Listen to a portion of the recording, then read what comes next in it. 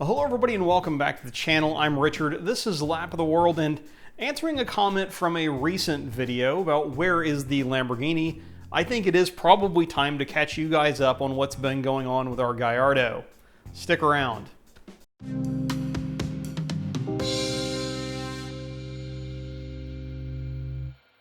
Right, so welcome back to some of you and welcome to others of you to our 2004 Lamborghini Gallardo in Giallo-Alice. This is the non-metallic yellow for these cars. It is a 6-speed manual. We bought it back in 2019. Actually, I think it's probably fair to say now that we rescued it back in 2019, given the condition of the car at the time and what we've done to it since. But we have had some further shenanigans here, and I think the last time the car was on the channel was in the fall of last year. And since that time, I've been putting in a concentrated effort to make sure we have a fully functioning Gallardo.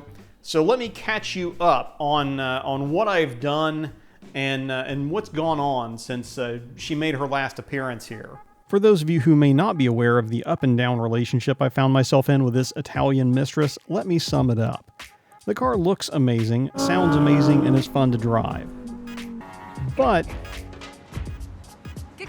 we've tried to take her to the track twice now, and the score is Italy 2, Richard 0.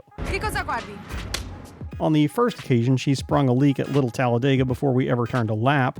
We limped her home and fixed the leak, and also fixed some other stuff we found, and all seemed well, so we tried again.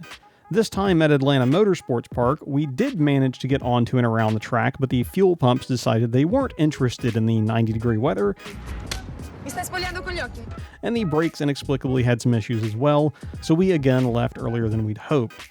We changed the fuel pumps, which cured the acute issues with the car stalling and breaking up, but things still didn't feel quite perfect. And that brings us up to roughly the last time that the car appeared on the channel. Since then, with some readily reproducible issues, I dove into some fairly intensive diagnostics, even going so far as to solicit the very rare professional help. The Gallardo's OBD interface isn't the most forthcoming, so I enlisted the help of RM Motorworks, a local shop whose owner I've known for a long time and who has a Lara computer. Roddy and company ran the car through its paces and checked a few common points of failure. I picked the car up with a strong recommendation to change the spark plugs, but no smoking gun otherwise. Before anyone crucifies me, the plugs were only 5 years old, but the plug change did make a difference, at least initially. On the first drive with the new plugs, it felt amazing until it didn't. Once again, as the car got up to full temperature, the sluggishness returned, although the car ran smoother otherwise. Spot checking the plugs after the initial drive, there seemed to be a lot of color suggesting we were hitting a rich condition. Drawing from previous experience and some research, I narrowed the list of suspects and decided to start with the hardest thing and replace the coolant temperature sensors. There are 2 of them, and if one is reading or sending a temperature that's out of pocket, it could lead to fuel being added to protect the engine and generate this kind of bog that we're feeling. While I was in there with the intake manifold removed, I added fuel pressure gauges right off the rail since the OBD system doesn't provide that fuel pressure information otherwise. The pumps were new, but given my recent experience with regulators on our NSX, I wanted to verify what was happening under load. With the new temperature sensors in place, the manifold back on and the gauges fitted, to verify the pressures under load, I removed the engine cover and positioned some cameras above the gauges and went for a drive. As you can see, the fuel pressure stayed pretty solid around 38 psi, give or take a psi or 2. At least based on some community input from a couple of Gallardo tuning shops, this should be about right for a stock fuel system. While I had the engine lit off, I also wanted to see what was going on with the throttle bodies. The pre-LP Gallardos up through 2007 used Magneti Marelli drive-by-wire throttle bodies that have contact-based potentiometers. The potentiometer's contact strip can wear out or be gunked up over time, and our car has 70,000 miles on it, so they were definitely suspect. Some redneck-level engineering ensued, and with some GoPros duct taped to a crossmember and some gutter guards keeping anything large out of the intakes, we get to see what happens with the full interface between the pedal and throttle plate as we drive. This was interesting and maybe worth its own video at some point, as when going from 5% pedal to 100% pedal quickly, you only get about 85% at the plate right away, with the last 15% arriving in what felt like 3 to 5 business days, or about when the car starts to wake up above 4,000 RPM. With that being somewhat funky on its own, and also with the list of other possible suspects dwindling, I bit the bullet and sent the throttle bodies off to be professionally rebuilt with non-contact Hull effect sensors. This is something that is very common in Volvo communities of all places, and the service is also out there for the Gallardo. We went with Zimadex up in Canada to avoid getting too international with shipping. They test the throttle bodies before rebuilding them, and at least one of ours essentially crashed their test program with the degree to which it was erroring, so money hopefully well spent. After a few weeks in transit and reinstalling our minty fresh peace of mind throttle bodies, we were strangely confronted with a new problem. So-called douche revving, as named by someone on the Lamborghini Talk forum with the same issue. Off throttle, instead of dropping to the normal 900 RPM idle, as you roll to a stop it would hunt around and then start bouncing between 1800 and 2100 RPM, just revving away in a line for the traffic light, like you'd expect from some chain-wearing chuckle stick to do in their Lambro to slake their thirst for attention. Needless to say, a painful problem for someone who isn't that guy. My knee-jerk here was that I either forgot to plug a sensor back in or had missed a vacuum tube during my previous efforts. Naturally, though, it wasn't that easy.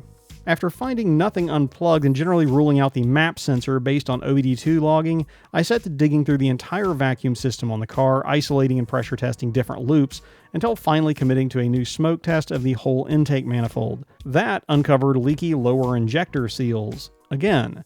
Probably only 3 years old, but I guess cheap rubber and baked enough in the meantime to start leaking not long after I'd had them back out and in to do the temperature sensors. With new extra thick silicone lower seals in place, I put the car back together again and was fortunately rewarded with a nice constant idle once again. Also, somewhere along the way I replaced the charcoal canister. You can somewhat judge the condition by the weight, and the old one weighed nearly half a kilo more than the fresh item, so it was definitely past due. And that brings us back up to present day with a probably mostly 90+% functional Gallardo at this point. There are still a couple of things that I'd like to do, but mainly I also want to apologize a little bit for not bringing you guys along on that journey as we were doing it. But I just was not in the mental space to really do that at the time. So I just went heads down and focused on getting things done with the car and documenting what I could along the way so that I could then later go back and share, which is what I'm doing now.